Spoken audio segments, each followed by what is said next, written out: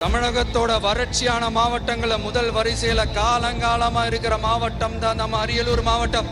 Cement உற்பத்தியும் முந்திரி உற்பத்தியும் நடக்குது, பட்டாசு தொழிலும் கொஞ்சம் நடக்குது. ஆனா இங்க இருக்கிற இந்த தொழிலையாவது மேம்படுத்தலாம்னு இந்த கவர்மெண்ட் ஏதாவது யோசிக்குதான்னு கேட்டா ஜீரோ தான். சிமெண்ட் ஆலைகளால ஏற்படுற மாசுபாட்டுல இருந்து மக்களை பாதுகாக்க என்ன நடவடிக்கை எடுக்கப்பட்டிருக்குன்னு தெரியல. யுனெஸ்கோவோட உலக மரபு சின்னமாக அறிவிக்கப்பட்ட கங்கை கொண்ட சோழபுரம் கோயிலை முறையாக பராமரிக்கணும்.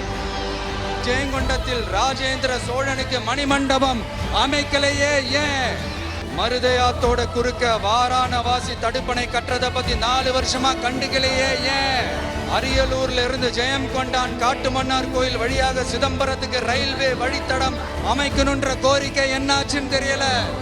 ஜெயங்கொண்டத்திலிருந்து கும்பகோணத்திற்கு ரயில்வே வழித்தடம் அமைக்கணும்ன்ற கோரிக்கை என்னாச்சுன்னு தெரியல.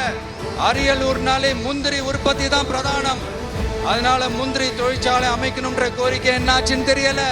இந்த மாவட்டத்தை சேர்ந்தவர் போக்குவரத்து அமைச்சரா இருந்தும் போதுமான பேருந்து வசதி இல்லையே ஏன்? என்னடா இவன் வந்ததுலேருந்து கேள்வியா கேட்கிறான், இவன் வந்தா என்ன செய்வான்னு கேட்குறீங்க அதானே? தீர்வை நோக்கி போறதும் தீர்வை காண்றதும் மட்டும்தான் நம்ம டிவிக்கோட லட்சியமே. ரேஷன், கல்வி, அடிப்படை சாலை வசதி, மின்சாரம், இந்த மாதிரி அடிப்படை விஷயங்கள்ல நோ காம்ப்ரமைஸ். பெண்கள் பாதுகாப்புல, சட்டம் ஒழுங்கு பாதுகாக்கிறதுல நோ காம்ப்ரமைஸ். சிம்பிளா நம்மளுடைய விஷன் என்னன்னு சொல்லணும்னா, ஏழ்மை வறுமை இல்லாத தமிழகம், குடும்ப ஆதிக்கம் இல்லாத தமிழகம்,